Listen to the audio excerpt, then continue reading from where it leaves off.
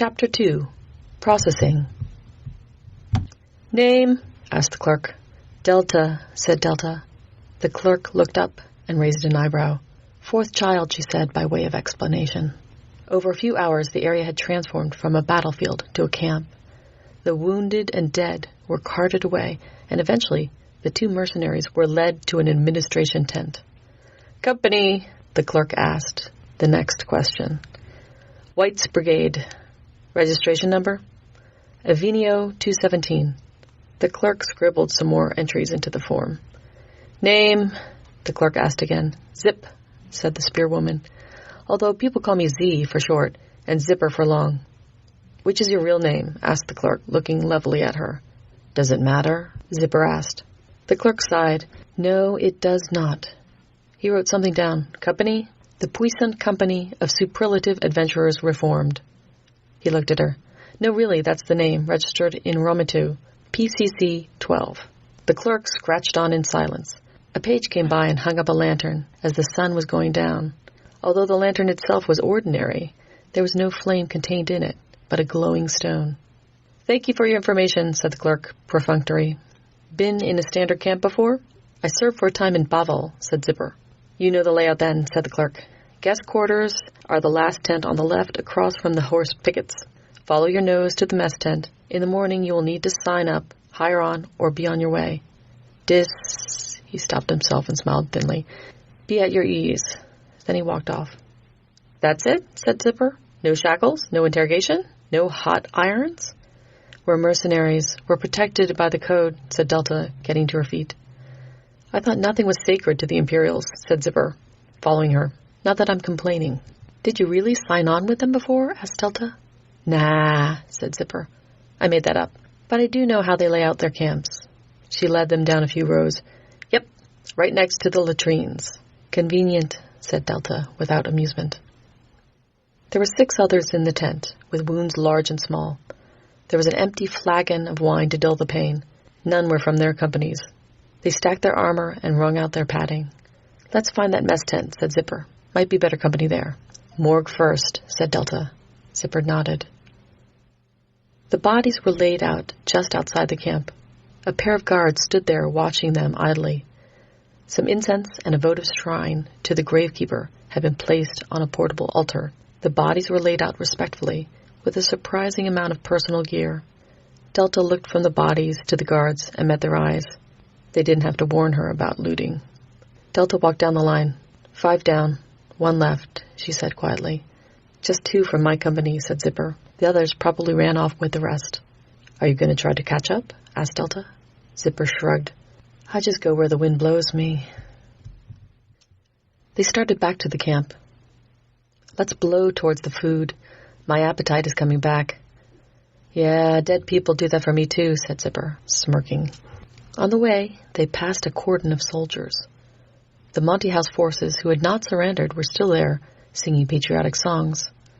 The guarding Imperial soldiers surrounded them, interjecting rude words into their lyrics. Delta stopped for a moment until an officer turned to them. "How long are you going to keep them there?" she asked. "Until they surrender," said the officer. "Wouldn't it be simpler just to kill them like the rest?" said Zipper.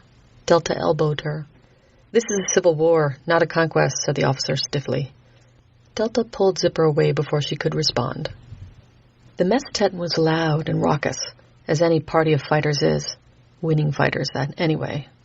There were cheers, jeers, and multiple reenactments of the deeds of the day. There were also quiet corners, empty seats, and empty tankards of those dealing with it in other ways. No one seemed to pay them any heed. People clearly recognized them as mercenaries, but didn't resent them for having been on the other side. Neither did they welcome them to their tables. The 2 sat, together, off to the side. "The food's hot," said Zipper, eating with gusto. "And it's not crap."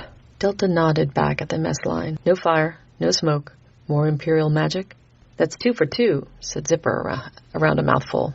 "Magic being used for useful things, that is." Delta nodded and ate slowly. Her mind was on the bodies lying on the ground. She hadn't signed on to Wight's Brigade that long ago. She didn't know them that well yet. They were polite and all. But she was really there just to fill out the numbers.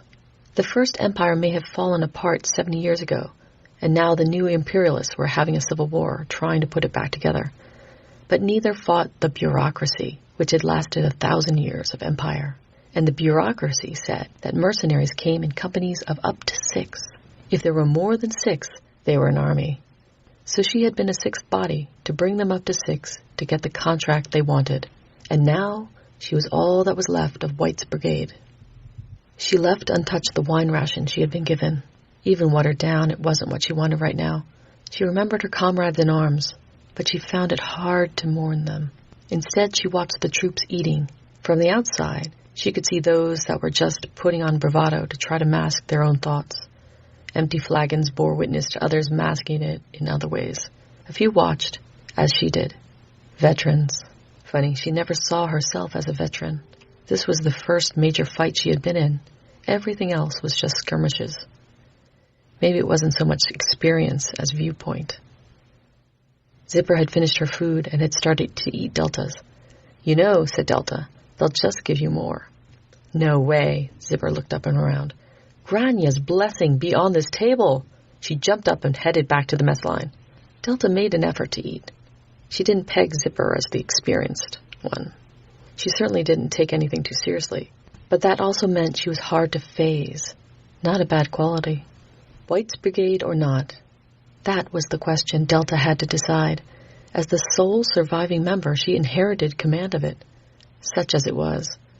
She could disband it and hire on with another company, or find another 5 swords to bring it up to quota. Zipper sat down again, plate heaped with more food.